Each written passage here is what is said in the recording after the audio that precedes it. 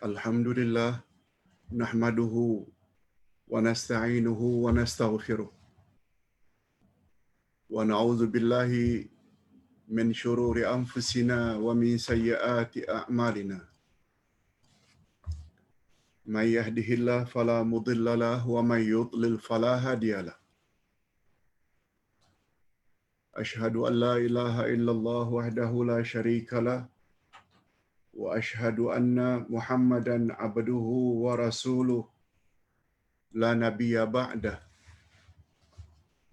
Allahumma salli wa sallim ala nabiyyina Muhammad wa ala alihi wa sahbihi ajma'in, amma ba'd. Hadirin dan hadirat serta para pemirsa yang saya hormati, Assalamualaikum warahmatullahi wabarakatuh. Alhamdulillah, kita bersyukur kehadirat Allah Azza wa Jalla. Pada petang ini kita akan bahas ayat sebelum akhir dari juzuk yang ke-30, yaitu surat Al-Falaq. Surat Al-Falaq dan seterusnya surah yang terakhir An-Nas adalah surah yang sangat penting. Bila ditinjau dari satu sisi, sehingga Rasulullah sallallahu alaihi wasallam tidak pernah meninggalkan membaca surah ini bila beliau minta dilindungi oleh Allah dari segala perkara yang tidak diinginkan. Gangguan-gangguan syaitan insan ke atau syaitan jin, gangguan makhluk-makhluk halus, gangguan binatang-binatang yang berbisa. Dua surah ini sangat power. Sila ikuti dengan jelas penjelasan berikut supaya kita boleh mengamalkannya dengan penuh kepahaman. Bila mengamalkan sesuatu dengan penuh kepahaman, barulah amal itu berkesan. Bukan sekedar baca.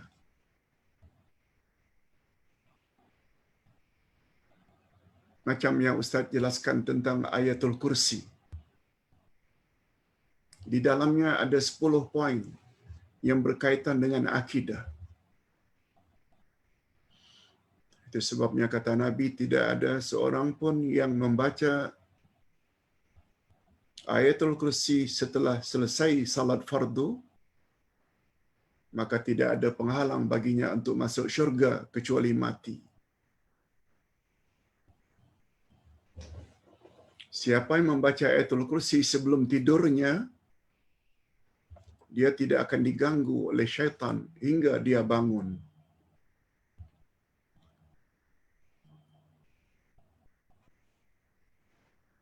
Kesan yang begitu hebat itu tidak cukup sekedar dibaca, tapi dipahami tentang 10 poin tersebut. Nah, begitu juga halnya dengan surat Al-Falaq dan surat An-Nas ini. Setelah turun dua surah ini, diriwayatkan bahawa Nabi sallallahu alaihi wasallam bila mohon kepada Allah agar dilindungi dari segala bentuk malapetaka, beliau baca dua surah ini saja. Dan beliau tinggalkan surah-surah yang lain. Begitu hebat peranan surah ini. Oleh sebab itu, sila fokus dalam penjelasan berikut. Ustaz baca dulu. A'udzubillahi minasyaitonirrajim. Bismillahirrahmanirrahim.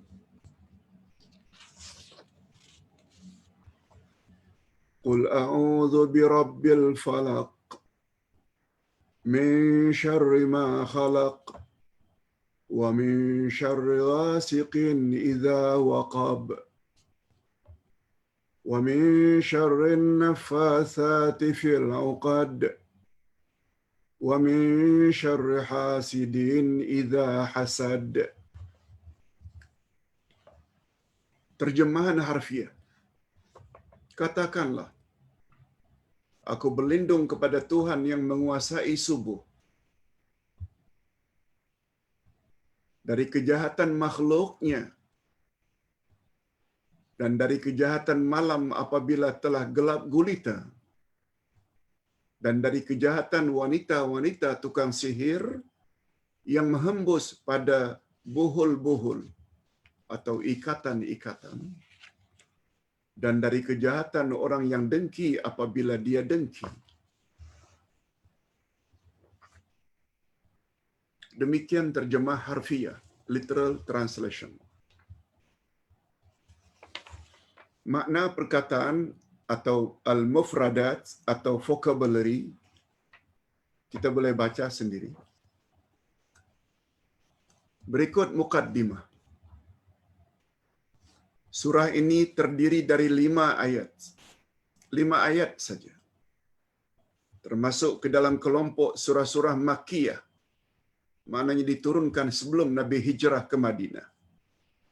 Diturunkan sesudah surah Al-Fil. Nama Al-Falaq diambil dari perkataan Al-Falaq yang terdapat pada ayat pertama dari surat ini yang artinya subuh. Jadi qul a'udzu birabbil falaq dengan makna aku berlindung kepada Tuhan yang empunya subuh. Diriwayatkan oleh Abu Dawud, Tirmizi dan An-Nasa'i bahwa Rasulullah sallallahu alaihi wasallam membaca surah Al-Falaq dan An-Nas dalam salatnya ketika dalam perjalanan.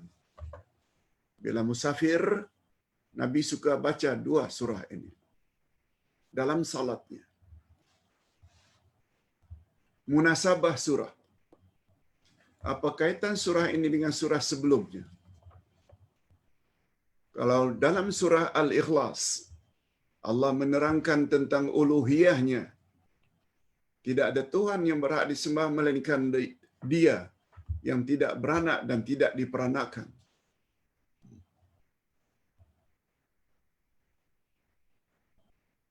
Untuk mensucikan Allah dari segala yang tidak layak baginya, apakah tentang zatnya atau sifat-sifatnya, maka pada surah ini, yakni Al-Falaq, surah sesudahnya, surah Al-Falaq dan surah An-Nas pula disebut sekali di sini, mengandungi perlindungan kepada Allah daripada segala jenis kejahatan,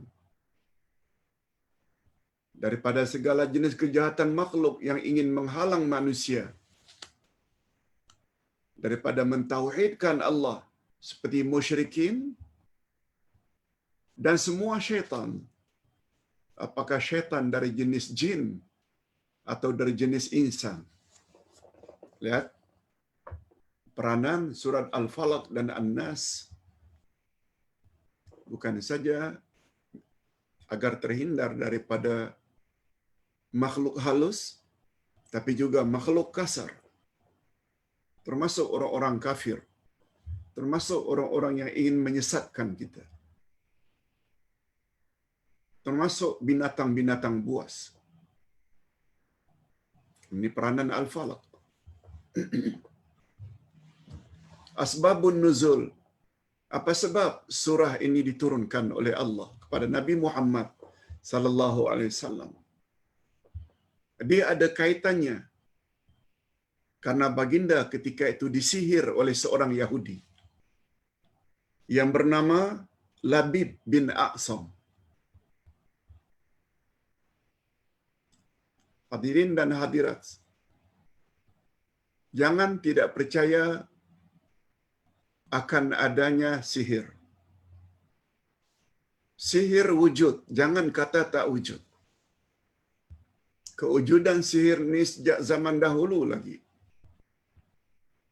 yang paling terkenal di zaman Nabi Musa berhadapan dengan tukang-tukang sihir milik Firaun diceritakan dalam Al-Quran. Khasnya pada ayat 102 dari surat Al-Baqarah. Sihir wujud. Cuma dalam akidah kita, dalam keyakinan kita, dalam kepercayaan kita, sihir tidak dapat memberi kesan tanpa izin Allah. Itu sebabnya, karena sihir wujud, tidak ada siapa yang dapat melindungi kita dari bahaya sihir kecuali Allah. Allah dah ajar macam mana cara supaya terhindar daripada sihir atau sembuh dari sihir. Ini dua surah terakhir.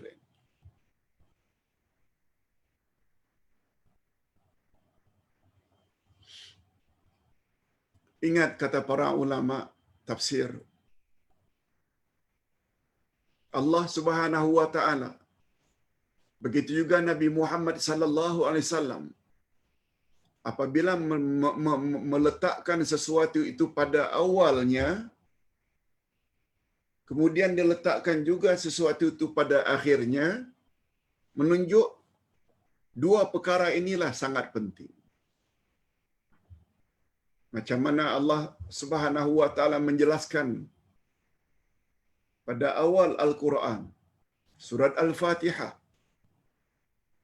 Betul tak surah Al-Fatihah surah yang sangat penting? Yang salat kita, ibadat utama tidak sah tanpa membacanya. Kita dah jelaskan dengan panjang lebar.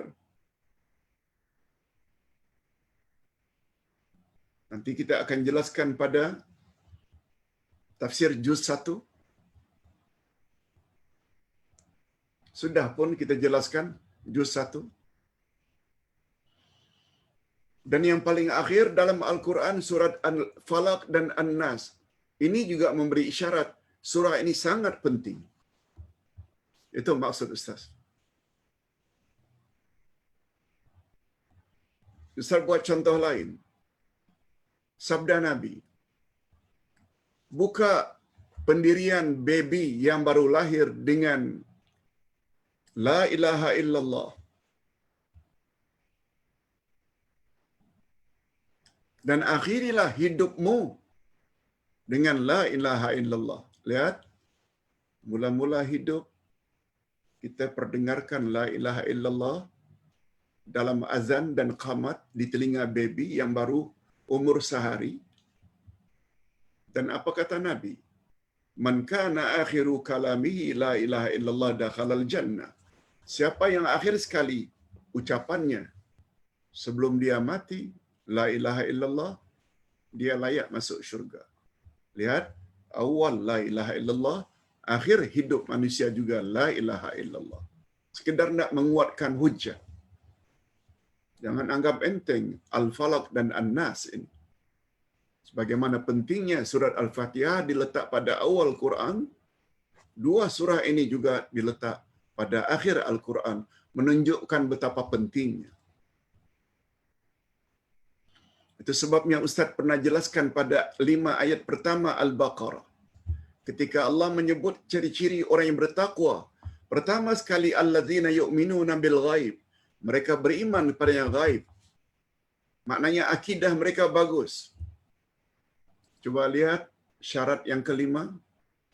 Wabil akhirati hum yuqinun. Dan terhadap akhirat mereka yakin. Betul tak?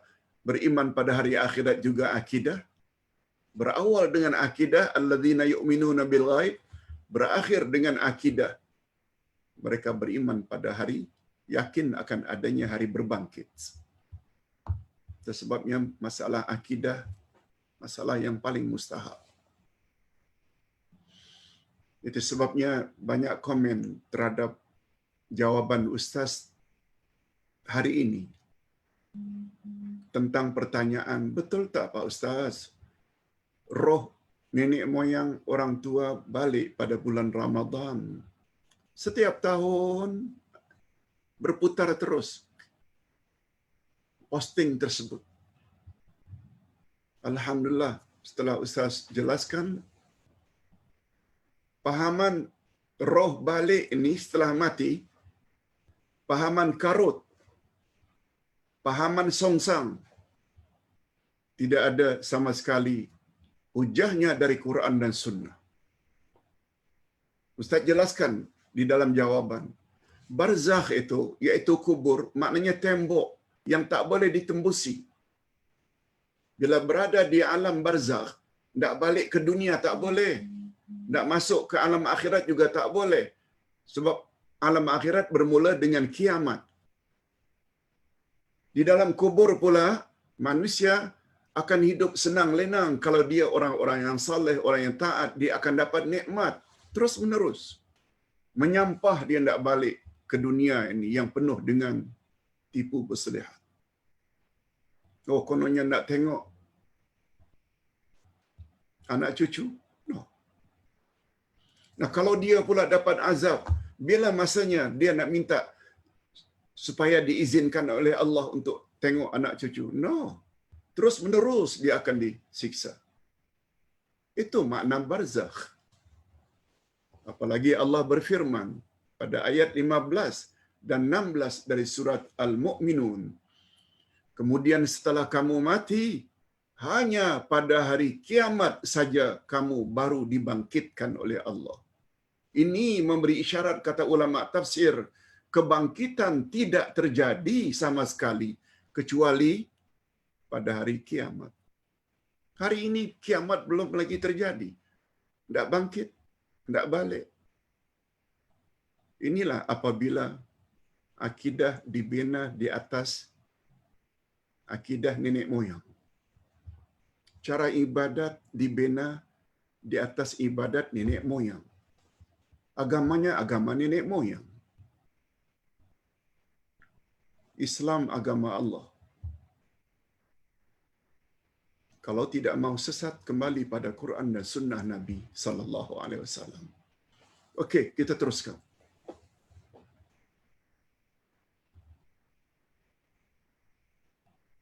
Seorang Yahudi yang bernama Labid bin A'sam telah menyihir Rasulullah. Sehubungan dengan peristiwa itulah maka Allah SWT menurunkan dua surah Al-Falaq dan An-Nas ini secara serentak. Kedua-dua surah ini dibaca oleh Rasul, maka baginda mendapat dirinya ringan dan sehat kembali sebagaimana sedia kala. Hadis riwayat Imam Bukhari dan Imam Muslim.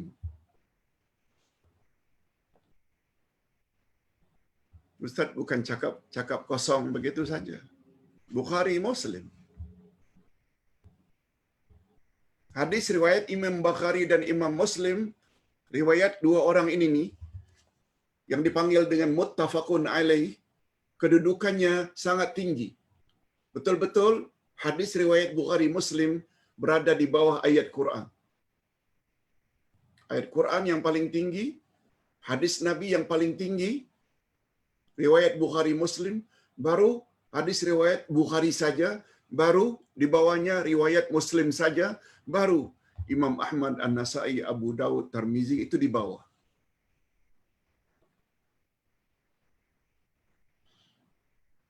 Kemudian pada masa yang sama Jibril telah diutus oleh Allah. Malaikat Jibril diutus oleh Allah untuk menjampi Rasulullah. Ini dia. Jampi malaikat Jibril kepada Rasul sallallahu alaihi wasallam yang juga bagus untuk kita amalkan. Apa kata Jibril? Bismillahi arqi min kulli syai'in yu'zik min syarri hasidin wa ainin wallahu yashfik. Maknanya, dengan nama Allah aku jampikan kamu, wahai Rasul, daripada segala sesuatu yang menyakitimu, daripada kejahatan orang-orang yang hasad dan pandangan mata yang jahat, ain, dan Allah lah yang menyembuhkan kamu.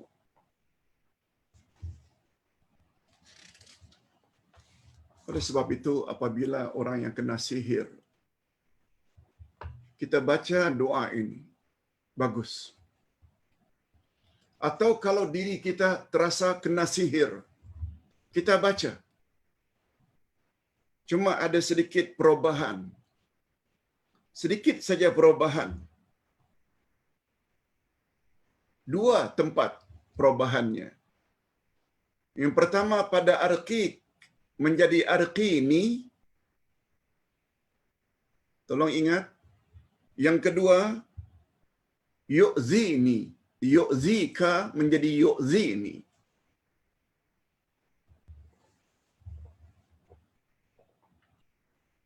Oleh sebab itu, apabila kita ingin menjampi diri sendiri, maka bunyinya akan jadi macam ini. Bismillahi arqini min kulli syai'in yu'zini min syarri hasidin wa ainin wallahu yashfini. Maaf, ada 3 tempat. Yashfika menjadi yashfini.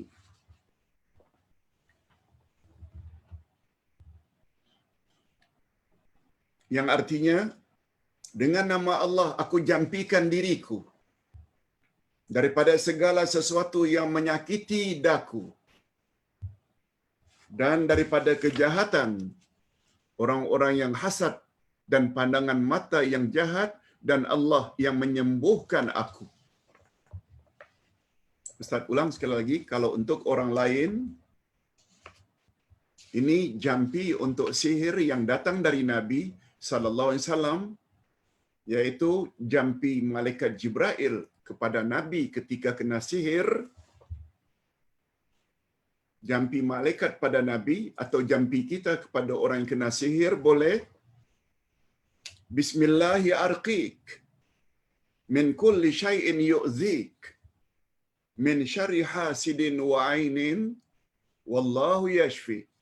Artinya, dengan nama Allah aku jampikan kamu daripada segala sesuatu yang menyakitimu, daripada kejahatan orang-orang hasad dan pandangan mata yang jahat, dan Allah lah yang menyembuhkan kamu. Tetapi apabila kita ingin menjampi diri sendiri, kita robah pada 3 perkataan. Seperti ini.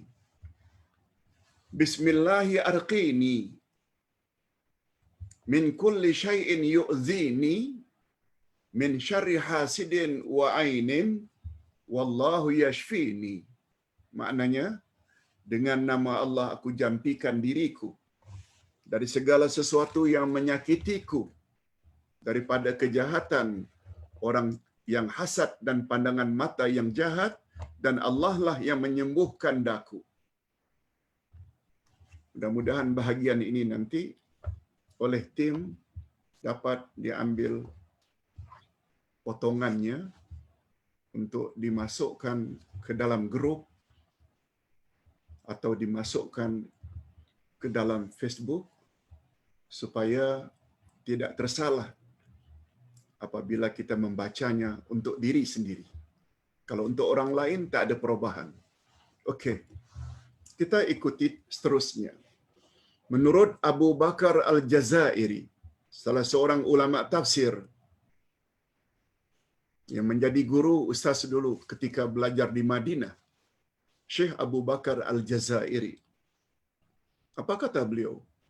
Surat Al-Falaq adalah surah pertama dari surah-surah perlindungan atau Al-Mu'awwidzat.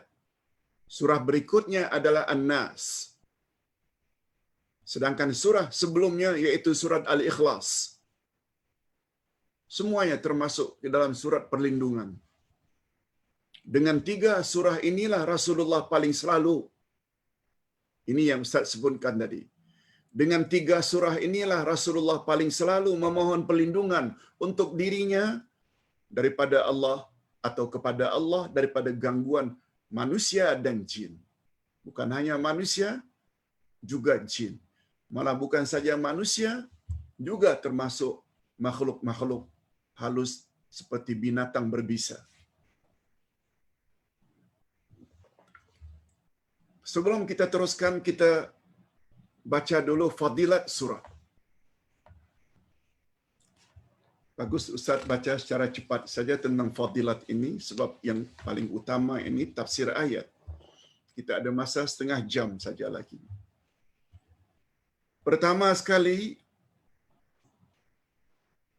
kegunaan Al-Falaq ini dia adalah surat perlindungan. Karena Rasulullah pernah bertanya kepada Ibnu Abbas, "Wahai Ibnu Abbas, maukah engkau aku beritahu surah yang paling bagus untuk dijadikan sebagai surah perlindungan?"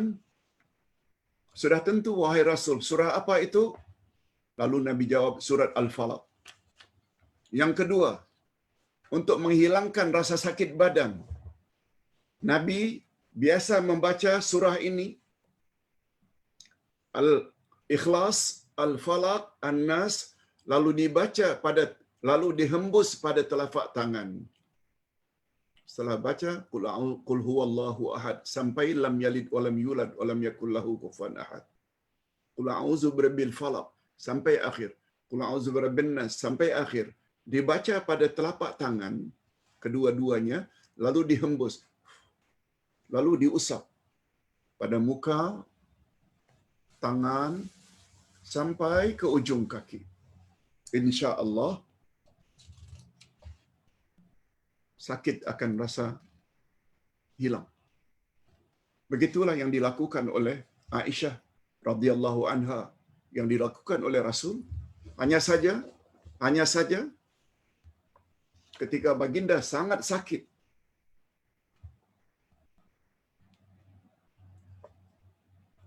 Aisyah radhiyallahu anha baca pada tangan Rasul. Diambilnya dua tangan Rasul, Aisyah baca 3 surah tadi, Al-Ikhlas, Al-Falaq, An-Nas. Kemudian Aisyah gunakan tangan Rasul untuk mengusap muka Rasul, badan Rasul sampai ke lutut. Mengapa Aisyah tidak gunakan tangan sendiri? Jawabnya, karena tangan Rasul itu penuh dengan keberkatan. Yes, sampai begitu. Hebatnya Nabi Muhammad sallallahu alaihi wasallam. Yang ketiga, fadilat atau kelebihan surat Al-Falaq. Surah yang sangat istimewa. Ini sesuai dengan sabda Nabi. Apa kata Nabi? Maukah kamu, wahai para sahabat, aku ajarkan 3 surah yang tidak pernah diturunkan dalam Taurat, dalam Injil, dalam Zabur, juga dalam Al-Quran, sehebat 3 surah ini. Al-Ikhlas, Al-Falaq, An-Nas. Memang 3-3-nya ini ada di dalam surat, di dalam Al-Quran. Tapi yang setanding dengan 3 surah ini dalam Quran bahagian lainnya tak ada yang boleh lawan. Itu maksudnya. Dalam Taurat tak ada, dalam Injil tak ada, dalam Zabur tak ada. Yang ada hanya dalam Al-Quran 3 surah ini. 3 surah terakhir. Ini yang Ustaz maksudkan tadi. Allah Subhanahu wa taala bila sebut dalam Al-Quran, Nabi bila sebut dalam hadisnya, awal kemudian akhir, menunjukkan awal dan akhir ini sangat penting. Okey, kita mula menafsirkan semampu yang boleh tentang 5 ayat tadi.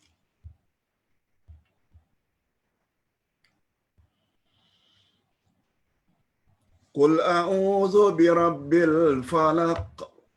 Katakan, aku berlindung kepada Tuhan yang menguasai subuh. Al-Falaq maknanya subuh. Walaupun banyak pendapat yang lain, ada yang mengatakan falak itu subuh, ini menurut Ibnu Abbas, ada pula yang mengatakan falak itu makhluk, ada yang diartikan dengan rumah dalam neraka Jahannam, ada pula yang mengartikan perigi tertutup dalam neraka, dan yang kelima salah satu nama neraka, Al-Falaq. Tapi dari semua pendapat ini, pendapat yang paling kuat al-falaq dengan makna subuh.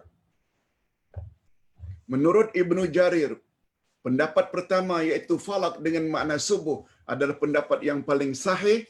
Inilah pendapat yang dipilih oleh Imam Bukhari di dalam sahihnya.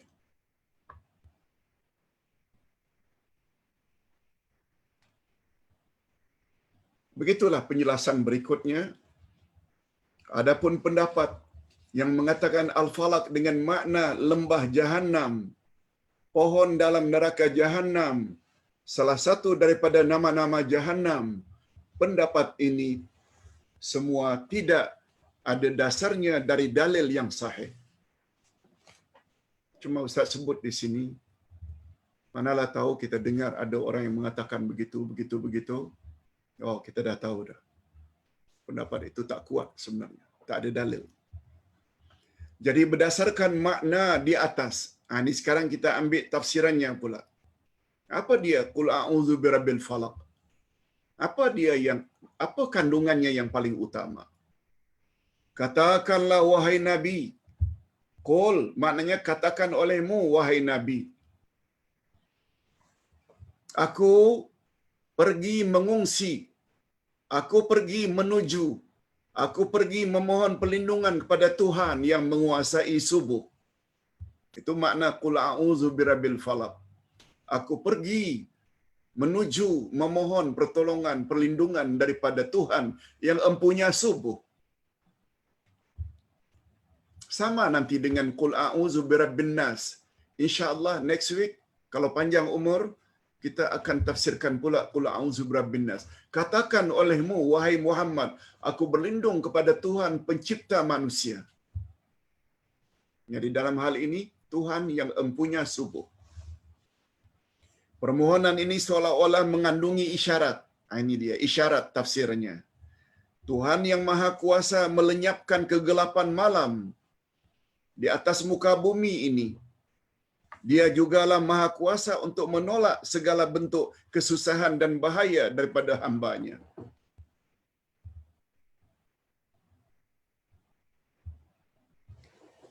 Maksudnya, hadirin dan hadirat, betul tak malam itu kita rasa sempit karena gelap?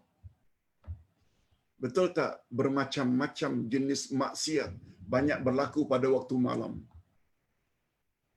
Terutama sihir. Terutama perzinahan. Rompakan, curian. Semua itu berlaku pada waktu malam.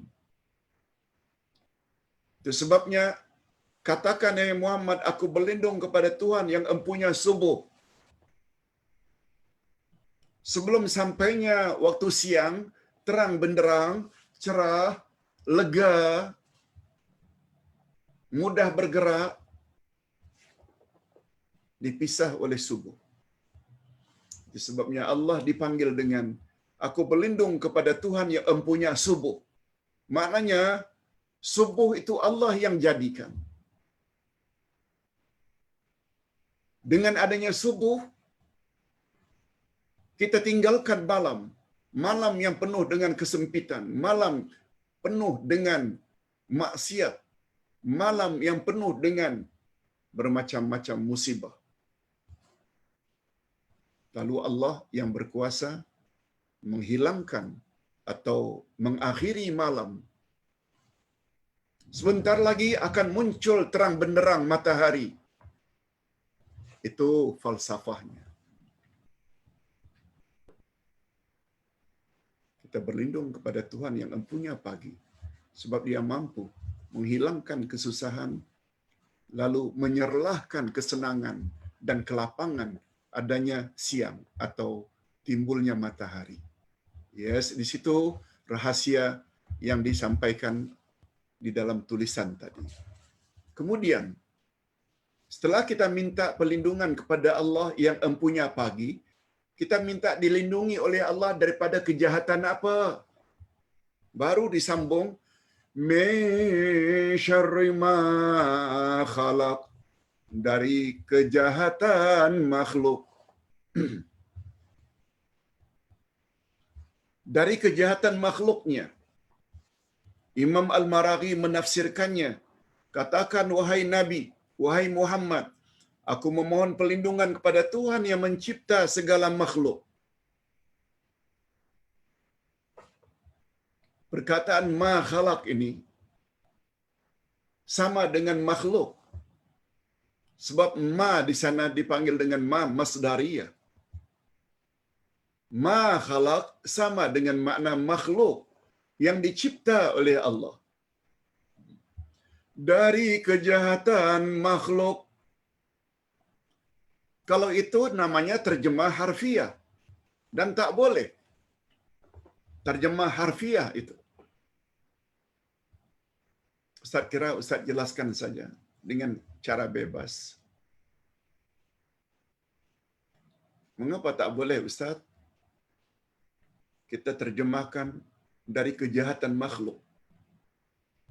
Jawabnya, sebab dalam akidah kita ada makhluk Allah yang tidak pernah buat salah.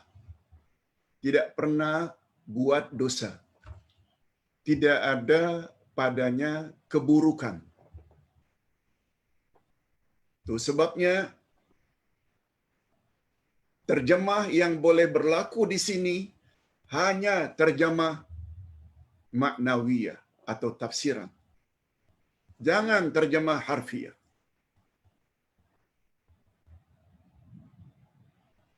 Nah, kalau begitu terjemah maknawiyahnya macam mana, Pak Ustaz? Kita mesti tambah. Daripada kejahatan makhluk yang jahat, mesti ada yang jahat. Tidak boleh diterjemahkan daripada kejahatan makhluk. Sebab malaikat adalah makhluk Allah yang tak pernah buat jahat. La ya'sunallaha ma amarahum wa yaf'aluna ma yu'marun. Malaikat senantiasa buat apa yang Allah suruh dan tak pernah buat maksiat kepada Allah. Itu sebabnya tempoh hari kita telah perbetulkan keyakinan setengah-setengah orang kita kononnya iblis itu berasal dari malaikat. No. Yang betul iblis itu daripada jin. Lihat ayat 50 surat Al-Kahfi. Kana minal jinni, adalah iblis itu daripada jin. Syurga juga adalah makhluk. Tapi syurga tidak ada keburukan padanya. Nabi juga adalah makhluk. Kita tidak boleh memohon perlindungan kepada Allah daripada Nabi atau Rasul. Sebab mereka maksum. Nah, supaya jangan terlanggar dengan akidah kita, kita mesti terjemahkan min syarri ma khalaq, dari makhluk-makhluk yang jahat, tambah yang jahat. Ustaz buat contoh lain.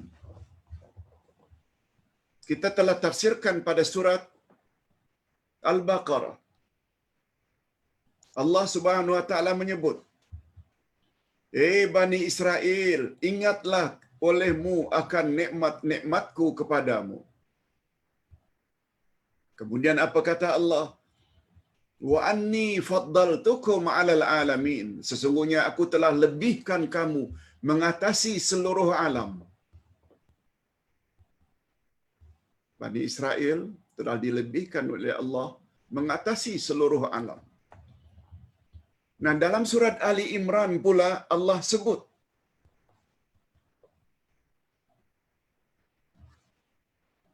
kuntum khaira ummatin ukhrijat linnas.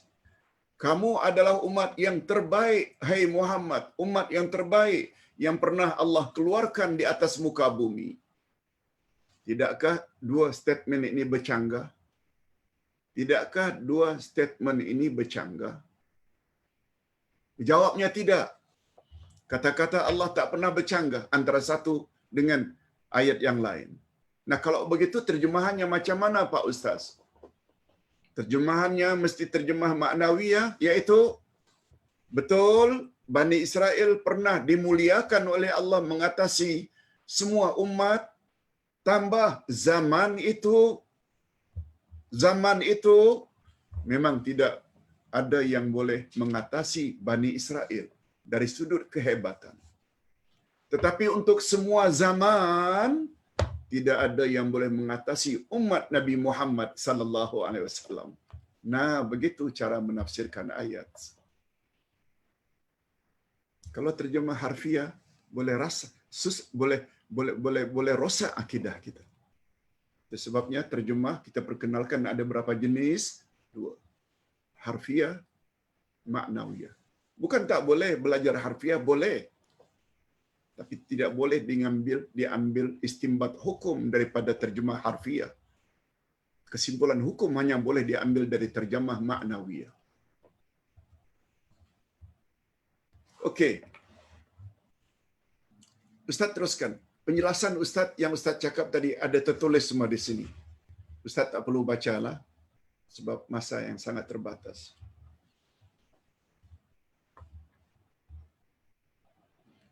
Wa min syarri ghasiqin idza waqab. Lalu dari kejahatan makhluk yang jahat itu ada berapa makhluk, Pak Ustaz?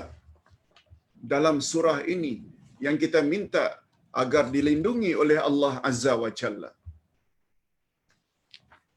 Dalam hal ini ada 5 kejahatan.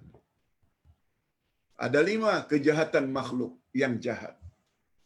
Pertama sekali, dari kejahatan malam yang apabila gelap gulita.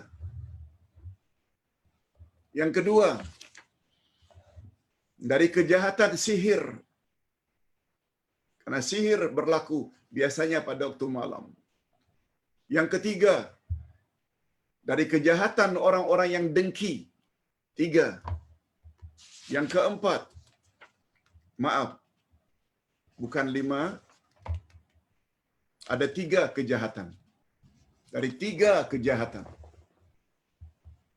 Ayatnya semuanya ada 5, bermula dari Qul a'udzu birabbil falaq. Tapi setelah kita memohon pada Allah, aku mohon perlindungan kepada kejahatan makhluk yang jahat. Lalu makhluk yang jahat itu ada 3. Pertama sekali kejahatan malam apabila gelap gulita. Wa min syarri ghasiqin idza waqab. Dari kejahatan malam apabila telah gelap gulita. Tadi kita ada sebut sedikit.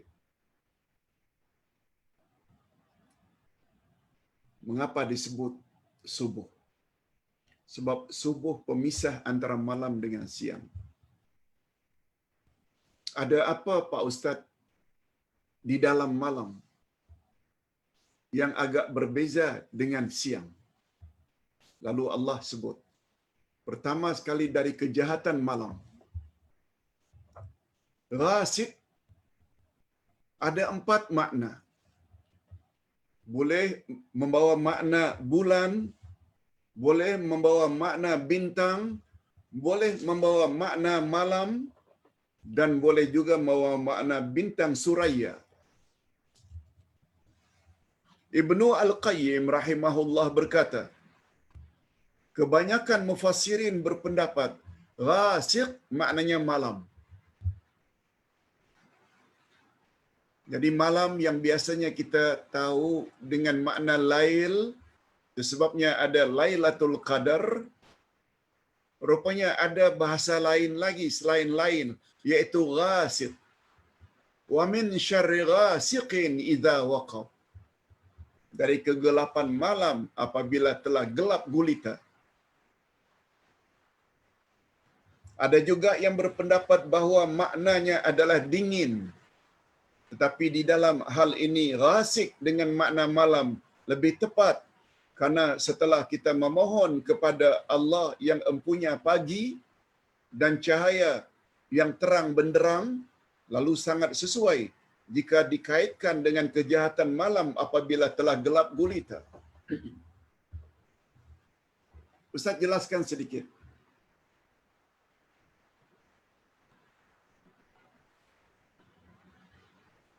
Hadirin dan hadirat, setuju tak kalau Ustaz katakan kejahatan boleh berlaku siang dan malam? Yes.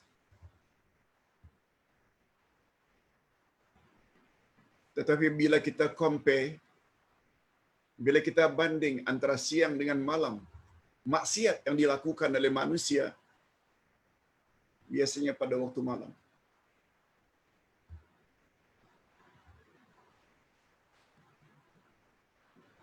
Kalau muda-mudi boncengan naik motor waktu siang, barangkali dia akan jaga jaraknya kalau dia bukan suami isteri.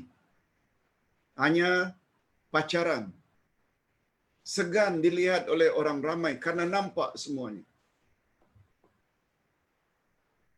Salah-salah nanti akan dikadu pada ibu bapaknya bila dia peluk lelaki tunangnya. Tapi kalau malam, siapa yang nampak? Dia buat apa pun pada waktu malam, dia bebas. Berjalan, walaupun berdua, di siang hari, dia tidak akan berpegangan tangan. Andai kata dia bukan mahram. Tetapi apabila dia berdua-duaan jalan pada waktu gelap, dia akan buat lebih dari sekedar berpegangan tangan. Contoh,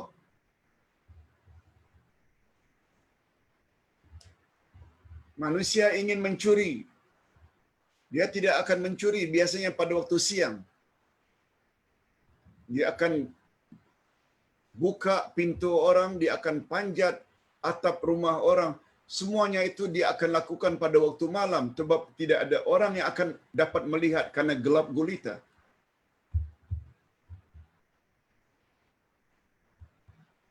Itu rahasianya. Mengapa kita minta Allah lindungi daripada malam apabila gelap gulita? Nah,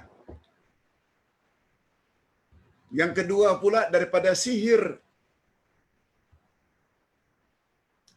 Kemuncak segala dosa yang berlaku pada waktu malam adalah sihir. Walaupun dosa paling banyak dilakukan oleh manusia pada waktu malam, dari semua senarai dosa-dosa itu, sihir number one. Terletak pada ranking yang tertinggi, yaitu dosa yang paling berbahaya. Itu sebabnya ayat ini diikuti dengan wa min syarrin naffasati fil 'uqad, dan daripada kejahatan wanita-wanita tukang sihir yang menghembuskan pada buhul-buhul atau ikatan-ikatan. Apa dia kejahatan sihir? Perkataan an-nafasat maknanya as-sawahir. As-sawahir ini dari kata sahirah, wanita tukang sihir.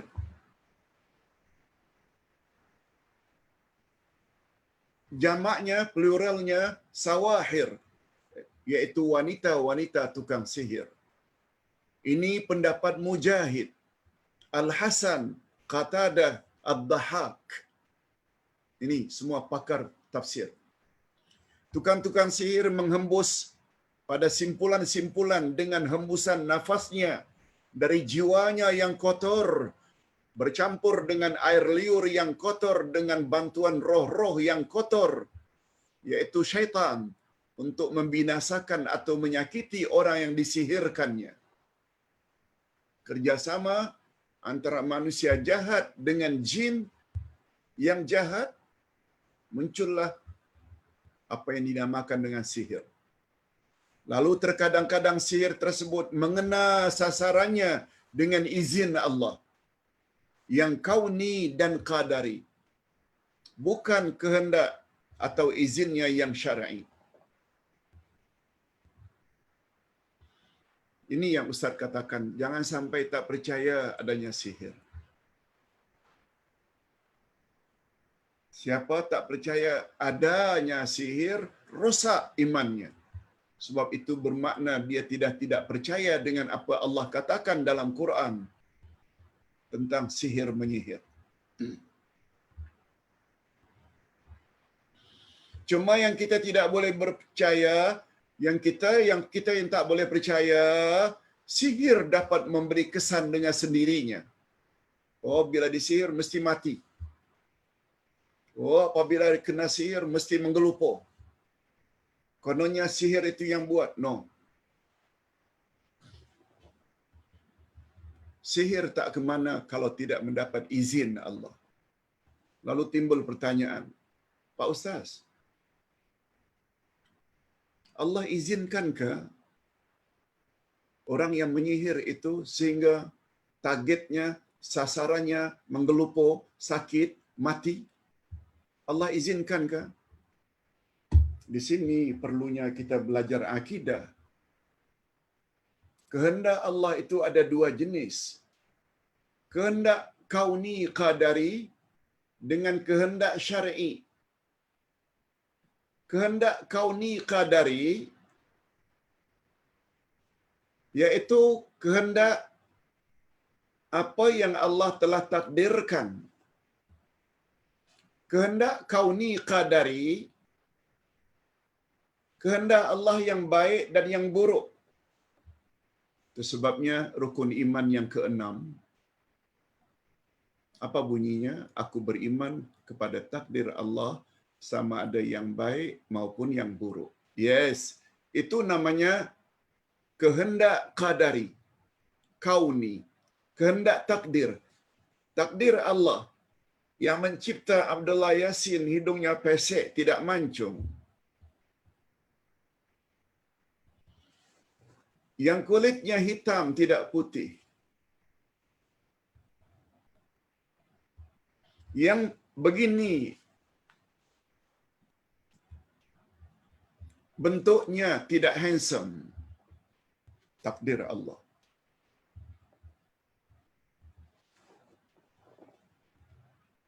Yang lain pula dijadikan oleh Allah cantik. Yang lain pula Allah jadikan sumbing, kudung. Mana ada pula yang Allah jadikan Down syndrome. Semua itu baik buruk datang dari Allah. Ini namanya kehendak qadari, takdir. Kehendak syar'i, kehendak agama tidak.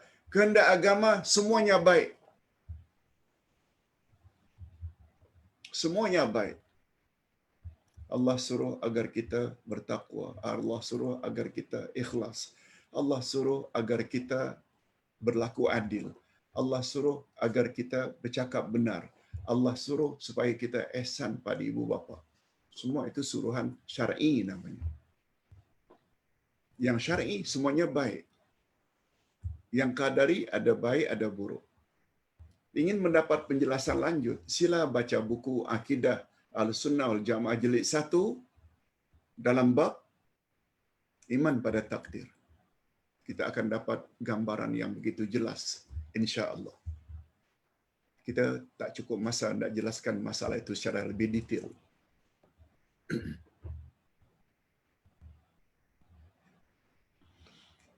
Jadi an-nafasat tadi itu tukang-tukang sihir yang menghembuskan pada ikatan-ikatan tali. Biasanya orang yang akan menyihir itu dia simpulkan tali, dia ikat, dia baca. Begitu dia baca ditujukan pada seseorang, lalu orang tersebut terasa sesak nafas. Orang tersebut sasarannya akan terasa macam ditucuk-cucuk dadanya. Sebab tukang sihir kadang-kadang gunakan patung, lalu dia buat cara dia, kemudian ambil jarum, dia cucuknya pada bahagian mata, mata sakit. Pada dada kita akan sakit. Dada sasaran akan rasa sakit. Yes, itu maksudnya min syarrin naffatsati fil 'uqad. Ustaz bukanlah tukang sihir ya. Cuma Ustaz baca cara mereka itu kadang-kadang mereka letakkan tali di leher patung kemudian dicurut, lalu sasarannya akan terasa sakit di dada, sakit di leher, susah bernafas. Semuanya ini kerja-kerja tukang sihir. Tapi tukang sihir tidak dapat memberi kesan tanpa izin Allah yang kauni qadari.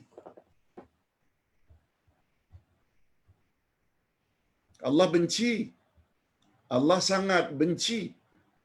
Sebab sihir itu adalah syirik. Tapi awak mau, silakan. Tapi nanti jangan menolak bila aku azab humban dalam api neraka. Tu falsafahnya. Nah, kalau kita dah tahu keberkesanan sihir itu dengan kehendak Allah, itu sebabnya mengapa kita mohon pada Allah agar dilindungi.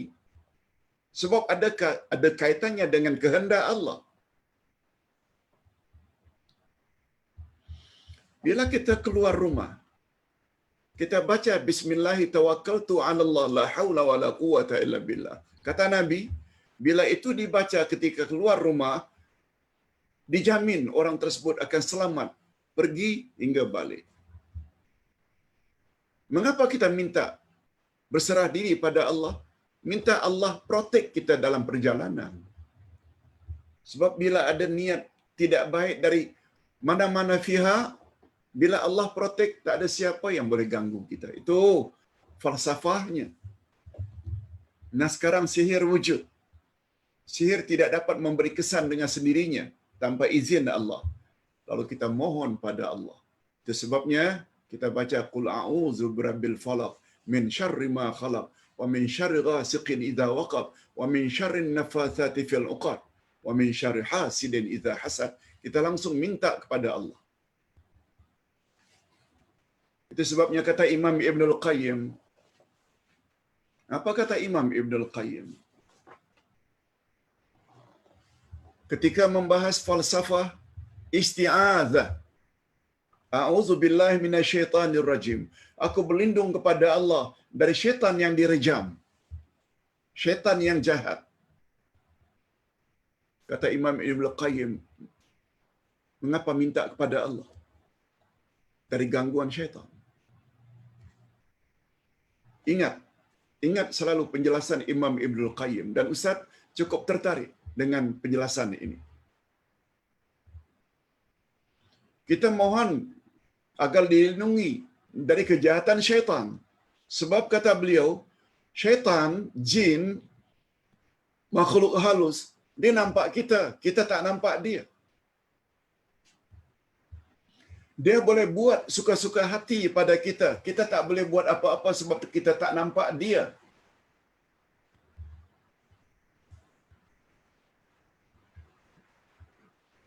Kalau kita minta kepada Allah, minta perlindungan pada Allah, Allah nampak segala-galanya, hatta jin. Allah nampak kita, Allah nampak jin. Allah Subhanahu wa taala boleh hancurkan jin anytime. Sebab dia maha berkuasa. Allah nampak jin, jin tak nampak Allah. Allah boleh buat jin suka-suka hati. Itu sebabnya tolong beri perhatian. Seseorang yang minta perlindungan daripada syaitan pada bomo, syaitan nampak bomo tak nampak syaitan. Betul tak syaitan boleh tempeleng bomo suka-suka hati? Bomo sendiri tak nampak syaitan. Bodohnya kerja minta perlindungan pada bomo. Minta pada Allah. Ini pemahaman Nabi Muhammad sallallahu alaihi wasallam, sehingga begitu turun dua surah ini, Nabi dah tak guna lagi ayat-ayat lain. Beliau fokus kepada dua surah ini supaya terhindar dari gangguan makhluk kasar ke, makhluk halus ke, binatang berbisa ke, semua dengan surah ini. Allah saja yang boleh protect kita.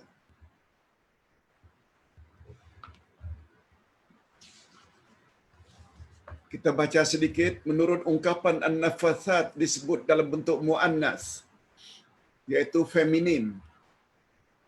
Dalam bentuk wanita, wanita-wanita tukang sihir. Karena ini dimaksudkan dengan an-nafatsat adalah hunnal arwahu wal anfusus nafatsat lan nisa. yaitu roh-roh dan jiwa-jiwa, bukan dengan makna wanita. Bukan dengan makna wanita. Sebab tukang sihir laki-laki juga ada. Cuma an-nafasat itu dia merujuk kepada jiwa-jiwa yang jahat. Dan jiwa di dalam bahasa Arab dia termasuk dalam feminin, muannas, bukan muzakkar. Itu urusan bahasa. Dan tidak betul orang yang mendakwa bahawa yang menyihir Nabi itu anak-anak wanita, Labid bin A'sam. Bukan anak wanita. Karena yang menyihir Nabi adalah Labid itu sendiri, bukan anak-anak perempuannya. Karena jiwa Labid itu, Yahudi itu, kotor, jahat, dia dipanggil dalam bentuk feminin.